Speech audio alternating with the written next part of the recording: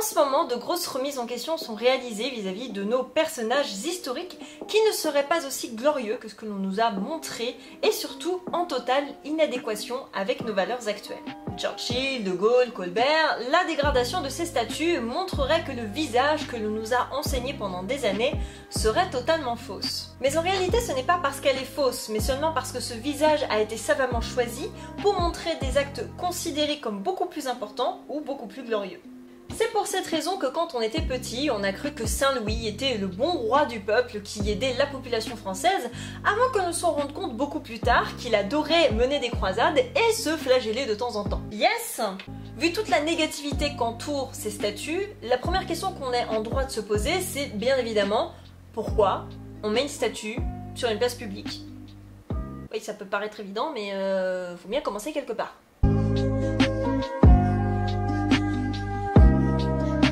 Témoigne tout simplement de périodes politiques qui se sont succédées. Lorsque notamment un pouvoir politique se met en place, il est assez aisé de l'imposer à tous et le faire accepter par le biais de sculptures triomphantes. C'est le cas notamment de Louis XIV qui s'est créé une statue équestre sur la place des Victoires à Paris, Louis XIV que l'on retrouve ailleurs que dans notre capitale puisqu'une statue de lui se trouve également à Caen, érigée sous la Restauration. Cette dernière avait été remise en place puisqu'elle avait été déboulonnée à la Révolution qui a elle-même érigé des statues de Robespierre et de Marat, que Philippe de Villiers d'ailleurs aimerait bien voir être déboulonnée elle-même. Bref, ça date pas du mouvement Black Lives Matter cette histoire. Ce mouvement contre des personnages impliqués dans l'esclavagisme et toute forme de domination sur les autres civilisations sont des questions qui ne traversaient évidemment pas l'esprit des hommes et femmes de l'époque. Ces statues d'un autre temps témoignent surtout de d'autres valeurs, de d'autres visions du monde, où la domination européenne paraissait être une évidence pour tout le monde et qui n'a été remise en question que récemment. Ça peut être en effet être extrêmement compliqué d'accepter que les personnages éminents de notre histoire ont pu avoir des propos et des pensées vues aujourd'hui comme intolérables, voire illégales. Mais à partir de là, c'est pas une question d'histoire qui se pose, mais plutôt de mémoire. Effacer une mémoire qui ne convient pas à une idéologie dominante, ça a été fait après la Révolution française où les armoiries ont été martelées, les tombeaux vandalisés et l'enseignement prévoyait de ne pas parler de l'histoire monarchique. Mais est-ce la solution? Et en même temps, garder des statues d'hommes en faveur de l'esclavage serait-ce également une bonne chose dans un contexte où c'est considéré comme un crime contre l'humanité? Je vous avoue que j'ai une pensée émue pour toutes ces personnes qui désireraient déboulonner des personnages ayant eu des propos ou des pensées ou une mentalité raciste, parce que là les gars, préparez-vous à en déboulonner la quasi-totalité. Dites-vous que 99% des gens avaient des mentalités racistes à l'époque. Malheureusement, on s'inscrit dans un contexte où cela a été longtemps normal de considérer les autres civilisations comme inférieures. Et aucun personnage historique n'est parfait. L'idée est de savoir comment on les présente et qu'est-ce qu'on retient de leurs actes, en bien ou en mal. Et pour ça, je vais vous parler du roman national.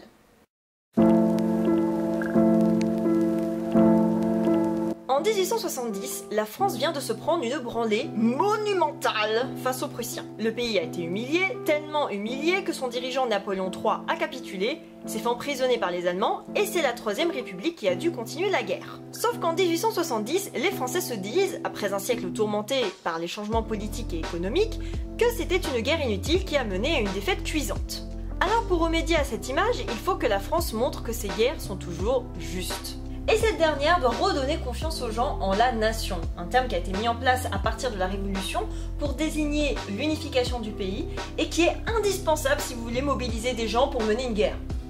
Oui, évidemment. Dans les années 1880-1881, Jules Ferry rend l'école gratuite et obligatoire. Alors attention, ne croyez pas qu'il a été le premier à y penser. Cette question de l'école accessible à tous s'est posée dès la Révolution et l'enseignement a toujours existé dans l'histoire. C'est juste qu'à cette époque, une demande de la population et un contexte favorable ont permis de donner naissance à cette école moderne. J'ai évidemment pensé l'école dans un but certain d'enseigner à tous et de donner les clés à nos futurs citoyens d'être des personnes épanouies et indépendantes. À la Troisième République, si tout le monde doit aller à l'école, c'est aussi et surtout pour que l'élève devienne français. Donc qu'ils parlent la langue, qu'ils suivent l'enseignement laïque mis en place par le gouvernement, dans un contexte où les enfants n'allaient pas souvent à l'école pour aider leurs parents et où ils ne parlaient que leur dialecte local. Le but est donc, vous l'aurez compris, que le pays devienne unifié et solidaire pour défendre cette fameuse nation. Un programme d'histoire est alors créé en commençant par le fameux chapitre « Nos ancêtres les Gaulois », en passant par la glorieuse révolution qui a permis à la République de naître, puis en finissant sur la France contemporaine et la Troisième République. Sauf que ce programme, alors nécessaire dans le cadre de cet échec politique, et là où l'enseignement de l'histoire n'est encore qu'à ses balbutiements, eh bien il sera conservé jusqu'aux années 80. C'est pour cette raison que nous connaissons encore dès notre plus tendre enfance des personnages tels que Vercingétorix dans une image très stéréotypée héritée du 19e siècle. Il avait notamment été redécouvert par Napoléon III qui avait une admiration accrue pour Jules César, le poussant ainsi à faire des fouilles sur le site d'Alésia et à ériger une statue de 7 mètres de haut que l'on suppose fortement avoir été réalisée sous les traits de Napoléon III lui-même. Sauf que ce dernier, il kiffait César. Tout en honorant la mémoire de Vercingétorix, il ne nous est pas permis de déplorer sa défaite. Admirons l'amour sincère de ce chef gaulois pour l'indépendance de son pays. Mais n'oublions pas que c'est au triomphe des armées romaines qu'est due notre civilisation. Institutions, mœurs, langue, tout nous vient de la conquête. Ainsi, sommes-nous bien plus les fils des vainqueurs que ceux des vaincus. Bref, on va admettre quand même que tout ça est un peu contradictoire, puisque d'un côté nous avons un Vercingétorix apprécié mais pour sa bravoure, parce qu'on admet quand même que si on est arrivé là aujourd'hui, c'est grâce à Jules César et lui seul, n'est-ce pas ? C'est tout simplement parce que la France se cherche un passé, à un moment où les Prussiens lorgnent sur nos frontières. Vercingétorix permet de nous placer dans une histoire très ancienne, avec la volonté de sauvegarder le territoire, d'où nos ancêtres les Gaulois. Mais les Gaulois étaient barbares, c'est donc grâce à César et à l'Empire romain que nous sommes devenus civilisés. Et le tour est joué. Des essais ont donc été réalisés depuis pour étudier cette histoire manichéenne mise en place au 19e siècle et dont les programmes ont très peu changé pendant plusieurs décennies. Le mythe national de Suzanne Citron, sorti en 1987, est le principal ouvrage à ce sujet, réédité plusieurs fois depuis pour pouvoir suivre cette évolution de cette discipline et comprendre comment cette dernière s'est construite. C'est la première à soulever les problèmes du programme d'histoire, qui pour elle confond l'histoire nationale et la narration romancée. Elle parle de mise en scène du passé, de mystification des origines, voire même de trucage. Le chapitre où elle consacre d'ailleurs un récapitulatif de cette histoire s'appelle la légende républicaine. La Révolution y est admirée, la France s'est construite à travers ses victoires militaires et toujours de guerre juste. En bref, on manipule l'histoire dans le sens que l'on veut, même si elle doit être totalement manichéenne et qu'on sait aujourd'hui que ce n'est pas aussi simple. Jusque dans les années 1960, la terreur est présentée comme un mal nécessaire pour la République et la guerre 14-18 n'est vue qu'à travers ses grands chefs militaires.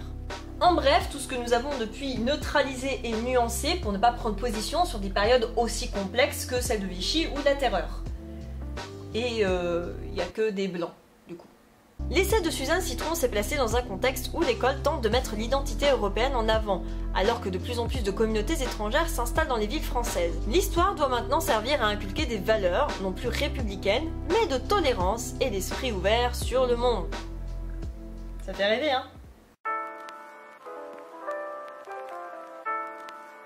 L'après-Shoah, la décolonisation ont joué un gros rôle dans la prise du recul sur l'enseignement de l'histoire glorifiée héritée de la Troisième République et sur la place des autres civilisations. Et en effet, comme le précise Suzanne Citron dans une nouvelle édition, les historiens ont tenté de réfléchir à la question, en parlant des non-dits et des tabous tels que la collaboration, l'esclavage ou le colonialisme, et de nuancer des périodes glorifiées telles que la guerre 14-18 ou la Révolution. Peut-être vous rappelez-vous d'ailleurs de vos programmes de terminale qui s'apparentaient plus à une histoire politico-économique qu'une histoire de France classique telle qu'apprise à l'école élémentaire, sans parler qu'aujourd'hui on n'apprend plus l'histoire, mais l'histoire-géographie et l'éducation civique. Le plus important à présent, c'est d'inculquer une identité européenne à l'élève, et c'est là où c'est un peu compliqué d'y trouver les autres civilisations. Ou alors peut-être dans des thèmes tels que l'histoire de la décolonisation, ou les guerres actuelles qui impliquent d'autres pays, ou bien encore la mondialisation, soit des thèmes très critiquables, ou où l'on n'a pas assez de recul. Ou les deux. L'histoire ne peut pas être exhaustive, même si on essaie que la discipline tente de l'être. Cela s'avère d'autant plus compliqué pour la France, qui s'est impliquée dans des relations plus ou moins saines avec les autres pays, que ce soit avec l'esclavagisme, le colonialisme, les croisades, etc. Et le problème, c'est que cette discipline s'est construite dans une époque patriarcale et blanche. Le roman national raconte donc l'histoire d'hommes blancs glorieux. Ce sont donc eux les statues dans les rues. Sauf que leurs valeurs pouvaient être valables il y a plusieurs décennies, mais elles sont incompatibles aujourd'hui. Et je ne parle même pas de l'histoire des États-Unis, qui est encore plus compliquée que la nôtre, parce qu'en plus ils ont des problèmes sociopolitiques là-bas, en plus leur histoire elle est vachement plus contemporaine, elle se rajoute à celle des Amérindiens. Bref, je vais pas en parler. globalement. L'idée n'est plus de créer un roman national où notre histoire est parfaite et juste. Notre histoire est faite de multitudes de valeurs qui ont évolué drastiquement, parfois en quelques décennies. Quand on sait qu'en 1964, la ségrégation existait toujours aux États-Unis, que les femmes n'avaient pas le droit de travailler sans l'accord de leur mari en France, et qu'en 1989, l'homosexualité était encore une maladie mentale, ça fait réfléchir. C'est extrêmement compliqué de trouver un juste milieu. Il ne faut pas invisibiliser les personnes parce qu'elles sont éloignées de nos valeurs, mais il ne faut pas non plus les présenter comme des personnages héroïques ou parfaits, ou que notre civilisation a tout fait de façon justifiée et juste. Le problème, c'est que la mémoire, c'est un travail de longue haleine qui se construit avec le temps. Et en ce moment, nous sommes plutôt dans une situation sociopolitique extrêmement compliquée, donc il est très difficile d'évaluer si déboulonner tel ou tel statut, c'est une bonne idée ou pas. On peut malgré tout affirmer que les statuts laissés sur la place publique les mettent en valeur, et si l'on se réfère à leur objectif premier, représentent une société. Il est donc tout à fait justifié de retirer des esclavagistes. Mais l'erreur serait de les détruire, et donc de faire disparaître cette partie de notre histoire dont il est important d'en tirer des leçons pour l'avenir, et qui, en plus de cela, tendrait à invisibiliser ce qu'ont vécu les victimes. Mieux vaudrait donc les utiliser comme un outil pédagogique et témoignage de ces périodes. À mon avis donc, sa place, c'est dans un musée! Pour le reste, concernant les personnages politiques tels que Churchill, De Gaulle, Colbert, difficile d'en juger, mais ce qui est certain, c'est le besoin de recontextualisation et de rappel de ce qu'a pu être notre regard sur notre civilisation européenne et notre impact sur les populations étrangères. J'avoue que ce rappel, c'est pas le souvenir le plus cuisant de mes cours d'histoire. Ces derniers sont amenés à évoluer, je l'espère, et c'est grâce à eux que l'on doit apprendre à prendre du recul, à adopter un regard plus critique sur les phénomènes et personnages historiques que l'on nous présente, et notamment dans nos rues. C'est en observant, en analysant qu'on apprend. Et ça, normalement, c'est le rôle de l'histoire aujourd'hui. Sauf qu'elle a été tellement manipulée dans tous les sens, et qu'elle est tellement complexe à traiter, et qu'elle a été tellement manichéenne pendant des années qu'il est très compliqué aujourd'hui de savoir de quoi on doit parler, de quelle manière, de quel point de vue, et surtout, l'histoire ne sera jamais exhaustive. Donc espérons qu'avec le travail des chercheurs, à l'avenir ça se passera beaucoup mieux et qu'on pourra avec le temps enfin prendre du recul sur les situations et savoir faire la part des choses au cas par cas, même si ça pourra être très long. Voilà, j'espère que cette vidéo vous aura plu, vous aurez bien compris que le format est différent, les sujets sont différents. Je suis encore en pleine remise en question de ma chaîne, oui je sais, voilà. Ça fait maintenant 7 ans que cette chaîne existe et je suis en pleine, je sais pas, crise existentielle, j'arrive pas à me situer. En ce moment, j'avoue que j'avais envie de parler de ce qui se passe, évidemment. J'espère que ça vous aura plu, bien évidemment, mon but c'est pas de vous donner un avis tranché, hein, c'est juste de vous donner un point de vue sur le sujet et de vous expliquer pourquoi cette situation arrive. Je vous remercie bien évidemment pour votre soutien depuis toutes ces années, pour vos commentaires, vos likes, vos partages. Ma chaîne, voilà, a grimpé au fur et à mesure du temps. Voilà, vous êtes une communauté en or, je le dis et je le redis.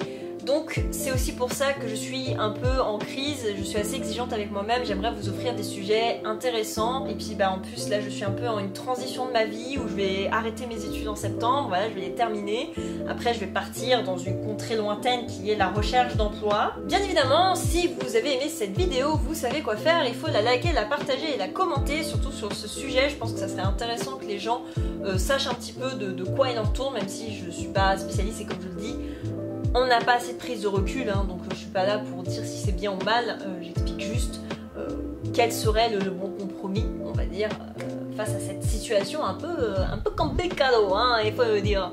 Donc je vous souhaite d'excellentes vacances, même si la situation passée a été un peu compliquée. Je vous souhaite quand même d'excellentes vacances. Je vous retrouve au mois de juillet, je pense que je sortirai une petite vidéo vlog un peu à la cool pour les 7 ans de la chaîne et je ferai une vidéo un peu du même style que celle-ci sur un autre thème pour le mois de septembre. Voilà, sur ce je vous laisse et puis je vous retrouve bien évidemment à très bientôt pour la prochaine vidéo. Ciao.